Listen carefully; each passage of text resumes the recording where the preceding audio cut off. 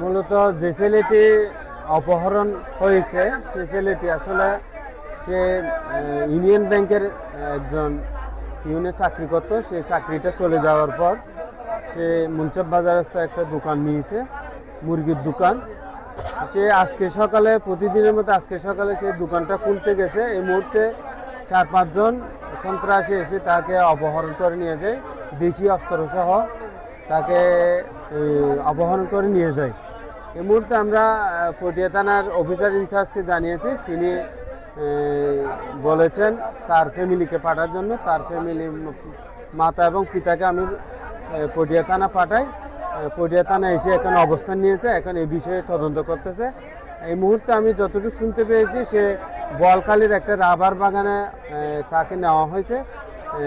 এটা মনে হয় সরকারিভাবে প্রশাসনিকভাবে এখন এটা মনে হয় ব্যবস্থা নিচ্ছে। আমি ঘুম থেকে উঠে সকাল 7:10 দোকানে যাই। আমি একটা মুরগির দোকান আছে ছোটোখাটো, পৌরসভা মুন্সেফ বাজার 2 নম্বর ওয়ার্ডে। আমি যাওয়ার সাথে সাথে দোকান খোলার সাথে সাথে ওরা উৎপেতে বসে আছে। এই উৎপেতে বসে থাকার পর আমি দোকান খুলে পেছনে ফিরছি। সেই সময়ে তিনজন লোক এসে আমাকে ধরে এই কলার ধরে শোয়াই ফেলছে। শোয়ানোর সাথে সাথে আমার পকেটে থাকা একটা চাবি ছিল, দোকানের চাবিটা নিছে। আর এই পকেটে 20,000 সামথিং টাকা ছিল, সেটা নিছে। নেওয়ার পরে আমাকে নিয়ে চলে গেছে।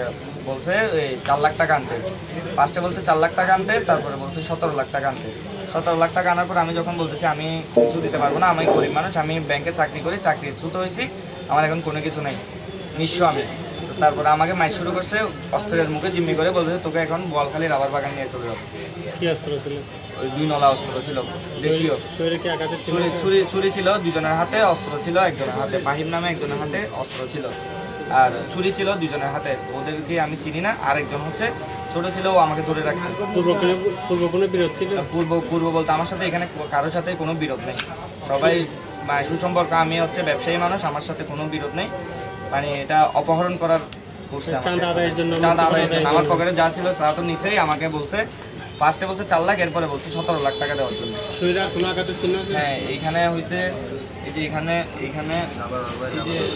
এইখানে আর পেছনে স্থানীয় আমার ভাই ব্রাদার আর প্রশাসনের সহযোগিতায় আমি ওই অঙ্কন থেকে মুক্ত হয়েছি। সাথে কোনো লেনদেন নেই, কোনো প্রকার কোনো নেই। ও আমাকে ওই গুলির মুখে জবানবন্দি দিছে। ও আমাকে বলতে চায় কোনো অপকর্মের সাথে আমি জড়িত।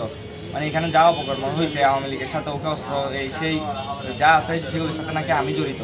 মানে ও অস্ত্রের মুখে আমার থেকে জিজ্ঞেস করতে যাচ্ছে যে মানে এই অস্ত্রগুলো কে দিচ্ছে, চুরির ঘটনাগুলো কে করাচ্ছে। মানে আমি, আমার ভাই ব্রাদার পলিটিক্যাল ইস্যুতে আবার ঢুকাতে চাইছিল। কিন্তু আমি বলছি ভাই আমি ব্যবসায়ী মানুষ, আমি কোনো কিছু না, আমি ব্যাংকের চাকরি করতাম, ব্যাংকের চাকরি করে চলে গেছে। আমি একটা ছোটোখাটো একটা মুরগির সেল সেন্টার করি, আমার এই। তারপরে ওরা শুনতে রাজি না, আমাকে মারধর করছে, মেরে ফেলার হুমকি দিচ্ছে।